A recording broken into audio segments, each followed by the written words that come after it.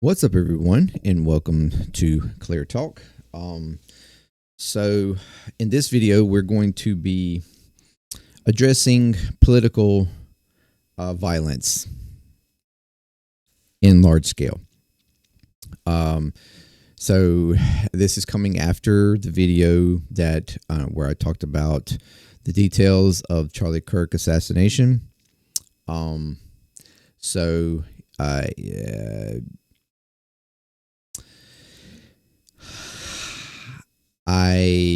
it's going to be serious. Okay. I have something here that I want to read. I come across it on I don't know, I think Facebook or something like that, and it's very well, in my opinion, it's very well written. And this is going to be, it's kind of long. It might take me a few minutes to read it out, but I want you to just want you to listen and hear it. It's going to be kind of the pretext, no pun intended, to what we talk about for the rest of the video. So I'm going to swap over. You can kind of read it with me, I guess, if you would like. Here it is. Not sure if you can read that, but okay. Today's fatal shooting of Charlie Kirk at Utah Valley University comes just 3 months after Minnesota House Speaker Emerita Melissa Horton was assassinated in her home. Two leaders from different parties and opposing ideological perspectives, both silenced by actions of political violence. Kirk, the 31-year-old founder of Turning Point USA, was shot and killed while speaking at an event in Orem, Utah, while Horton, a 55-year-old Democratic leader of the Minnesota House, was assassinated alongside her husband, Mark, in a politically motivated attack by a far-right extremist on June 14th.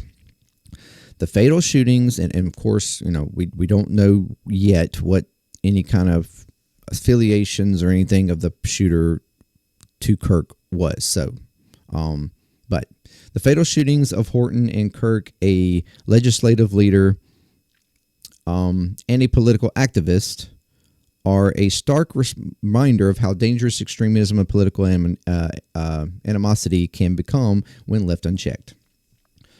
Kirk was addressing a crowd at his America Comeback Tour event when he was killed. The right-wing political activist, whose organization promoted conservative politics on college campuses, had become one of the most prominent voices in the conservative youth movement. 3 months earlier, Vance Bolter, a far-right extremist disguised as a law enforcement officer, killed Representative Horton and her husband and seriously wounded State Senator John Hoffman and his wife, Vanette. I don't know. I'm not sure how to say that one, honestly. That's thrown me. Authorities found a list in Bolter's vehicle containing nearly 70 potential targets, including abortion providers and Democratic lawmakers across multiple states. Both victims, Kirk and Horton, represented the diverse range of political leaders now under threat. The scope of this crisis cannot be ignored. According to the Center of Strategic and International Studies, between 2016 and 2025, there were 25 attacks and threats targeting elected officials, political candidates, judges, and government employees that were motivated by partisan beliefs. For comparison, only 2 such incidents were reported in the 2 previous decades. The increase in partisan attacks sparks the ideological spectrum, spans the ideological spectrum, but has done little to lower the temperature in political rhetoric. Pennsylvania Governor John Shapiro, a Democrat whose home was attacked and set ablaze in April while his family slept inside, condemned today's tragedy in unequivocal terms. Political violence has no place in our country. We must speak with moral clarity. The attack on Charlie Kirk is horrifying, and this growing type of unconscionable violence cannot be allowed in our society. The wounds and action of our political leaders in the coming days will prove consequential. Linnea Mason, professor of political science at Johns Hopkins University and co-author of Radical America Partisanship, Mapping Violent Hostility, Its Causes, and the Consequences for Democracy, warns that how leaders respond to these attacks will determine whether violence escalates or subsides. It really does determine, quote, it really does depend on how leadership frames it for their supporters, Mason says. To the extent that leaders are framing this as something that needs to be retaliated against, I think that creates a huge opportunity for really bad things to happen. If the cycle of retaliatory violence gets started, it's really hard to stop it. Yet, even as leaders call for unity, the challenge remains addressing the rhetoric that experts say fuels such violence. In a speech after Kirk's shooting today, Trump declared that Americans and the media need to confront the fact that violence and murder are the tragic consequence of demonizing those with whom you disagree. However, to many Americans, Trump's words ring hollow. Trump has referred to political opponents as vermin, quote, that need to be, quote, rooted out, called judges, quote, monsters, and in a Memorial Day social media post described those Americans who oppose his policies as, quote, scum, and accused him of, quote, trying to destroy our country. Them. Trump's highly charged language explicitly demonizes his political opponents, such as when he described them last October as an, quote, enemy from within that is, quote, more dangerous than China, Russia, and all those countries. His aggressive, divisive, and dehumanizing rhetoric towards those who disagree with him, often labeling them as, quote, enemies and, quote, traitors, is viewed by many experts as inflaming such extremism and contributing to the normalization of political violence. An analysis of Trump's speeches over the past 10 years by UCLA political scientists found that not only has his use of violent language increased over time, but that it is surpassed that of nearly all politicians studied from democratic countries. In addition to his often extremist rhetoric, Trump has demonstrated a willingness to absolve acts of physical violence to advance his political interest. In a deep troubling indication of his priorities, Trump made pardoning the January 6 attackers one of his very first acts upon returning to office. On his first day in office, Trump granted full pardon to all those convicted in the January 6 attack. Over 1,500 rioters in total, including the 123 individuals charged with using a deadly or dangerous weapon or causing serious bodily injury to a police officer. Equally concerning is how political violence, once unleashed, can become a pretext for authoritarian overreach. History shows that leaders with autocratic tendencies often exploit acts of political violence to justify crackdowns on civil liberties, suppress dissent, and consolidate power. From the Reichstag fire that enabled Hitler's rise to emergency powers, to modern strongmen who use security threats to silence opposition and restrict press freedoms, political violence creates a cycle where democratic norms erode from both ends. A recent study by political scientist James Piazza found that countries where politicians use hate speech often or extremely often experienced an average of 107.9 domestic terrorist attacks compared to just 12.5 attacks in countries where politicians rarely use such language. Republican lawmakers have largely remained silent about or defended such rhetoric, despite warnings from security experts about its potential to inspire violence. There is no question of whether politicians across the spectrum will condemn today's violence. The question remains, however, if they will take steps to end such harmful rhetoric, especially the flames of discord emanating from the nation's highest office that is helping to drive such violent extremism. As individuals and as a nation, our task now is to not let the people at the extremes pull the rest of us over the edge with them. Dr. Garnon Whittemute, the director of Violence Prevention Research Program at UC Davis, argued in an interview today. We need to make our rejection of political violence clear. Now,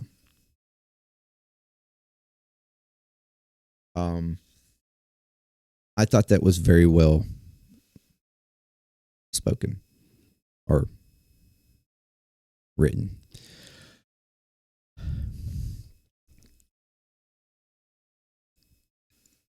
We are at a point right now where you have extreme sides or extreme use of rhetoric used on both sides, admittedly.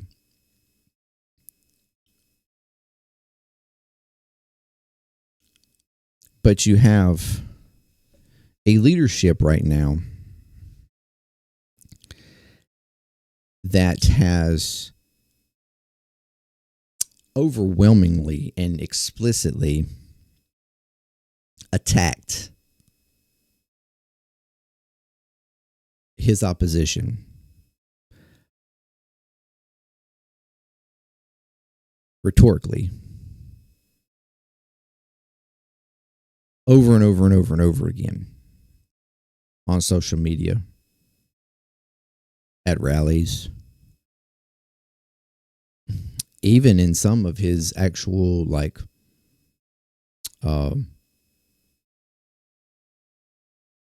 speeches. Even from the White House.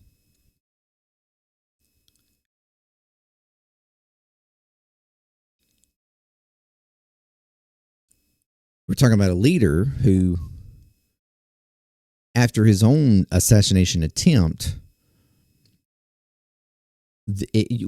we initially had this feeling like he was, maybe even he was going to calm his rhetoric. But then we saw quickly, within just a few days, he was right back at it.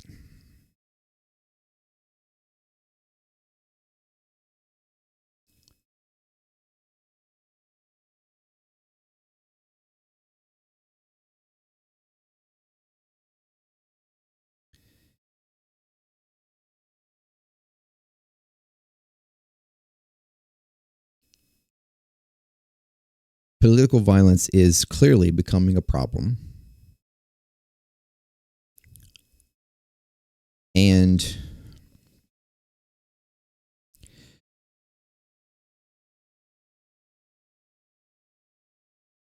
I feel that we're so divided now as a nation that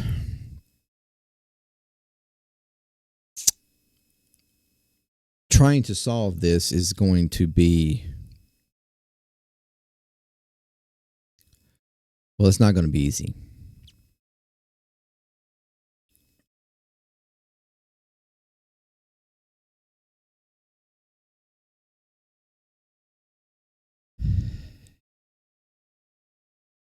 But I have I have concerns that it's not going to be easy because of the leadership that we have right now. And I'm afraid that history of this leadership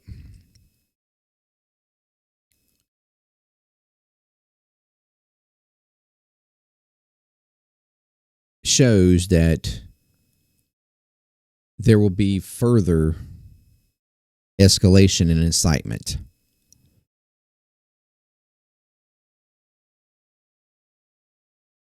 And I'm also afraid that this is going to cause an even further push for power and control.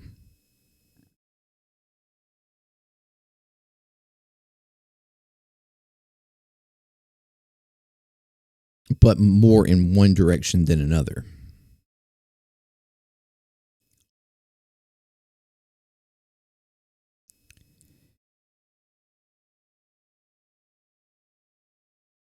When political acts like this happen, you'll see me talk about it,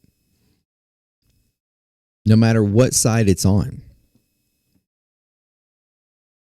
Whether it was a Democratic or left-leaning person that's a victim, doesn't really even matter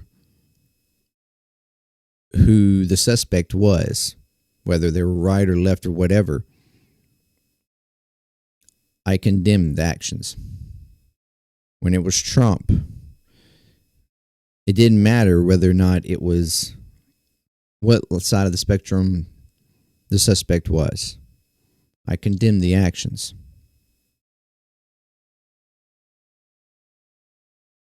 In this instance, I do the same thing. It doesn't matter who the suspect is. My actions towards it do not change. I don't treat them differently. I look at it as a wrong and address that something needs to be changed.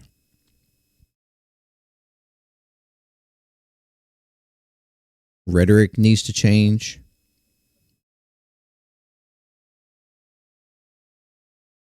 And also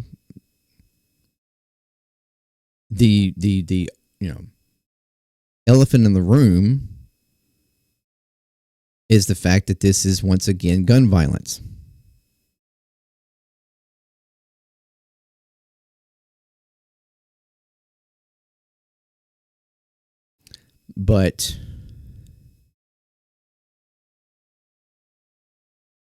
And you see that on even the left. With a lot of left politicians and stuff, you see them condemn it when it's their side. You see it condemned when it's the other side. For the most part, you see it. Now, there might be a few bad apples here and there, but for the most part, that's what you see. But that's something that you don't actually see much on the right. When Hortman was assassinated, I didn't see a whole bunch of right-wing people coming out upset over political violence. I didn't see a lot of them, condemning it. I didn't see it flooding social media.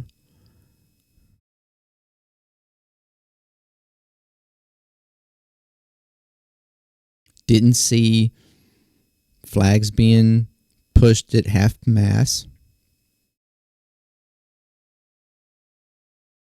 Didn't see an argument in the Congress for there being spoken prayer, because apparently that was the fight in Congress yesterday, was that the speaker was giving moment for silent prayer, and one member thought that that wasn't good enough and that it needed to be spoken prayer, and there was pushback on that because that wasn't done before for anybody else, whether it was Hortman or anybody or even gun shooting victims.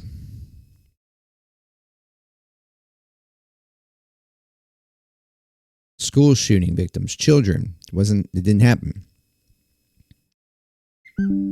But for some reason, Charlie Kirk, for some reason, gets that admiration, gets that type of response.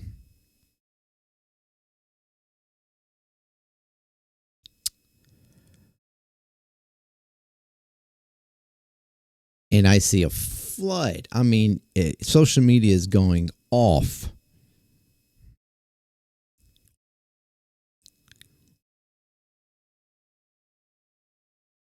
And while outrage is understandable, it should be outrage understandable no matter who it is.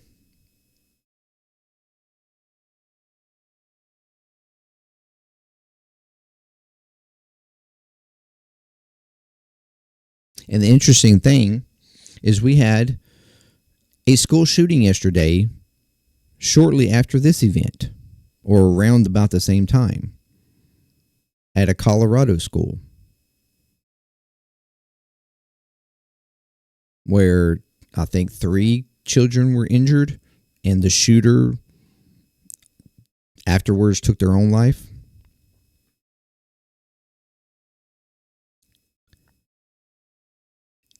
Yet I don't see outrage over that. You don't see social media blowing up over children and violence against them. But lo and behold, Charlie Kirk gets assassinated and all hell breaks loose. It's just crazy to me that outrage is specific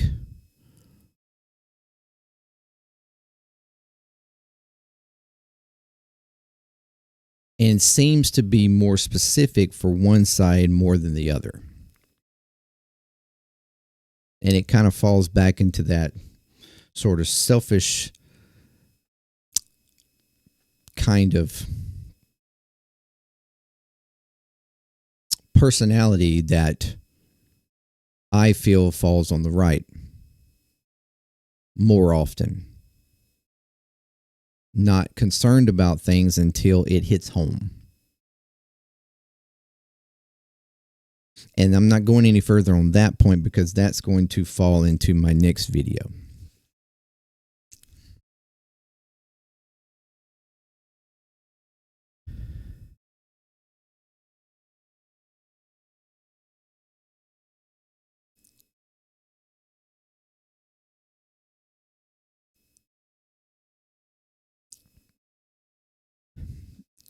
Charlie Kirk was a huge advocate also for the Second Amendment.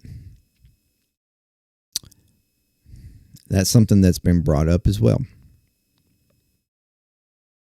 That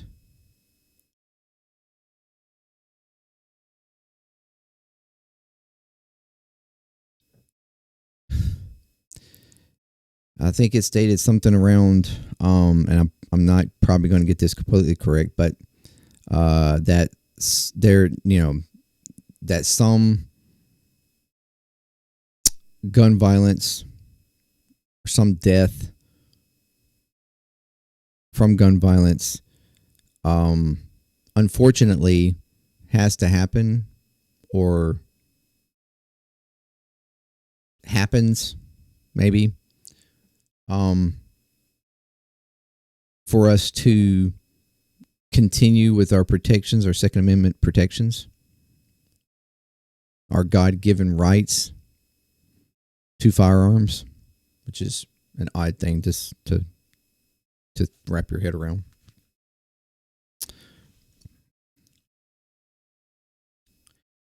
Something in that perspective.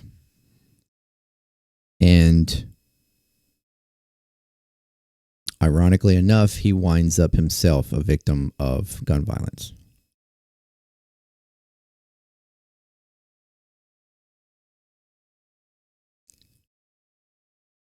He was a strong advocate for the Second Amendment and for people to have rights to guns.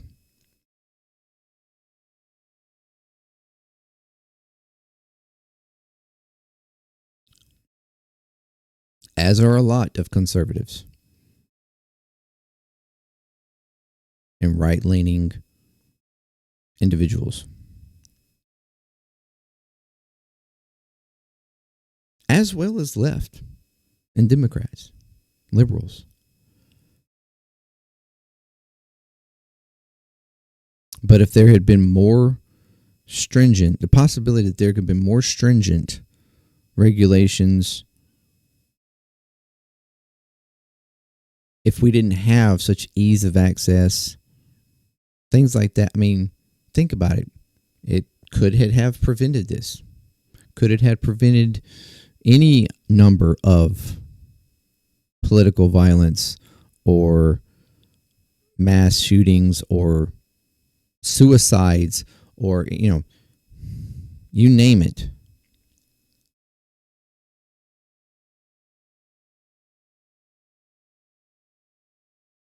That may have actually, he could possibly still be alive right now. If the idea that it's so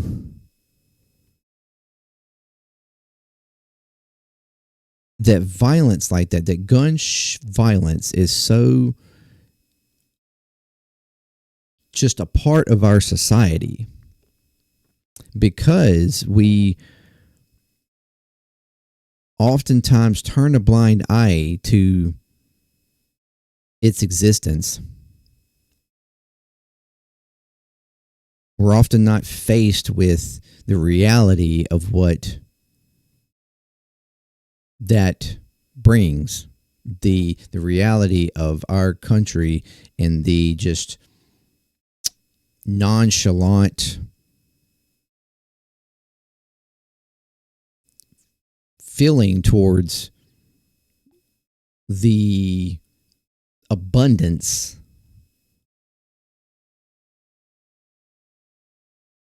of guns in our society.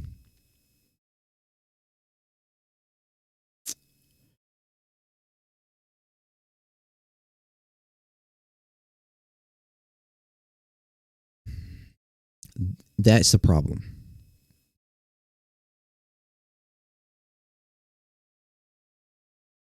And then on top of that, political division, incitement by leadership, whether we're talking about the White House or Congress or, anyone of influence.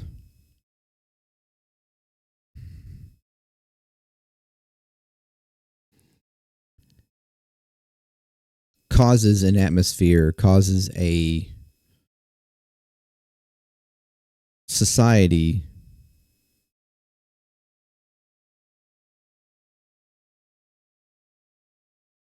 that feeds for this type of action to happen. And it's time for us to we've got to turn around. We've got to realize this.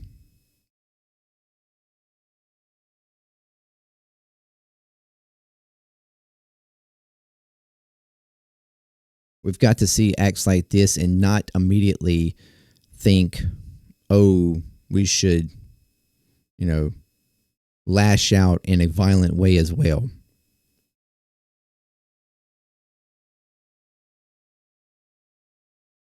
I mean, I spoke in the previous video on his assassination where I saw a video of a suspect being pulled in by police officers. He was an old man, like fairly old man. They had him detained and picked him up and was pulling him, holding him, toting him to a vehicle. his pants had fallen down to his knees, and it was making it hard for the man to walk. So they wind up literally having to completely pick him up, even by his feet, and put him in the vehicle instead of just, taking their time, pulling his pants up. It felt almost like they were making a point. It is very disturbing. Like the impatience of our police officers, that's a whole different story. But what was more concerning, even than the way they were doing this guy, what was even more concerning was what I was hearing from bystanders and people around, the rhetoric I was hearing, the things that they were saying. Like when they were, when his pants had fallen down and he couldn't walk anymore and his legs were dragging and they had to literally pick him up. Like there was things being said by people like, drag him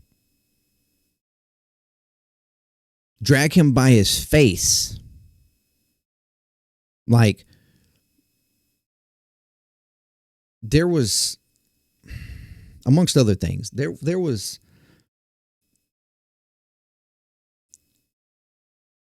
even if, and this is just because people assumed that this was the shooter.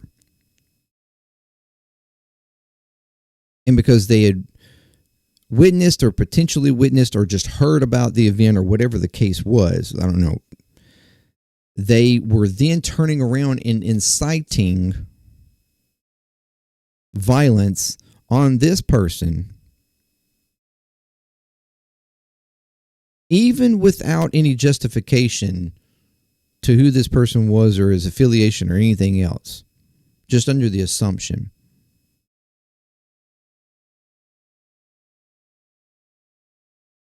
Because of the initial anger and frustration at the moment. This is the kind of thing I'm talking about. Like, our first thought as a society, or in a large part of our society, is violent meet violence. And it seems like it's baked into a lot of our culture, and that is, for me, a problem. And it's the kind of thing that pushes and feeds for these types of actions.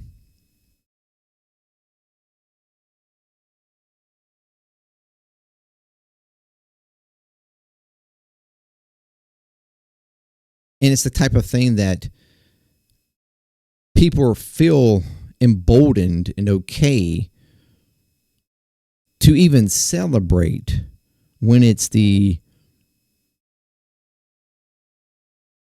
supposed opposition. But yet they get upset and mad and angry when it is perceived to be one of their own.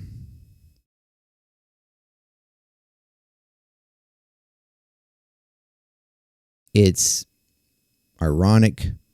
It's hypocrisy. It's not being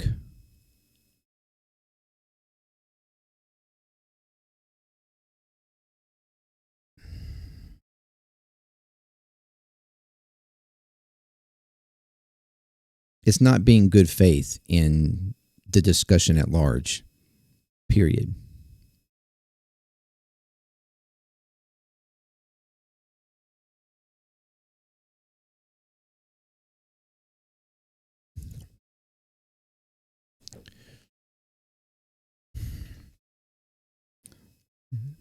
I don't know about you, but I'm tired. I'm tired of seeing this kind of stuff. I'm tired of seeing I'm tired of seeing political people like this being attacked. I don't even want to see a president be attacked. You would think that we should be beyond this type of stuff.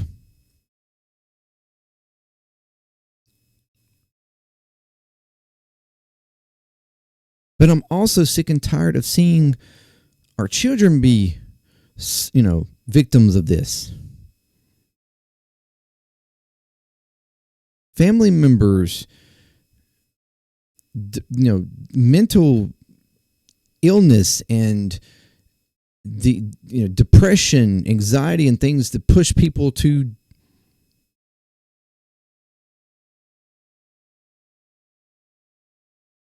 I'm tired of seeing it.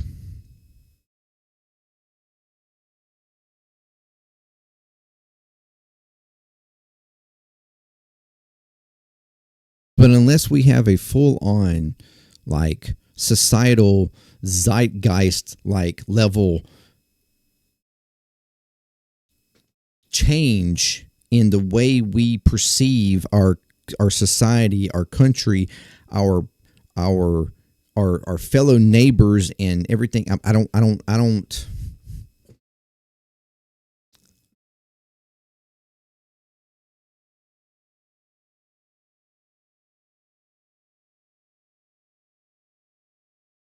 know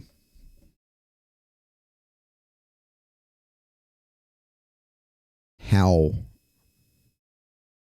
or when we'll see a actual change.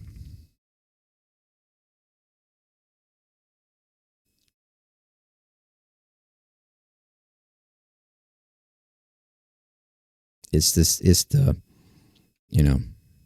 you keep doing the same shit over and over and over again, or allowing the same shit over and over again, and expecting a change, expecting a different outcome. I've said it before. And what is that?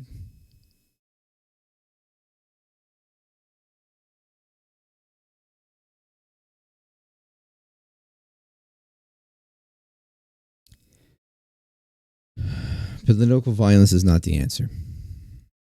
Violence, period, is not the answer.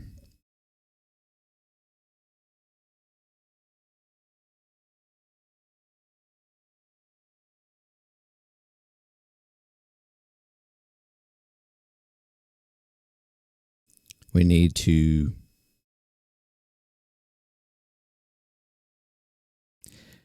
I hope something happened. I hope something. Maybe this would be it, but I hope something at some point changes. I'm afraid of what that could be, though. But I'm going to continue to push and talk in this conversation and push, hoping that I can reach more people, or us as a community can reach more people, and trying to find more reasonable conversation, more reasonable thought, more reasonable actions, a more reasonable society at large. Because that's what we really, truly need right now. And that's what we need in order to move forward, or we're just going to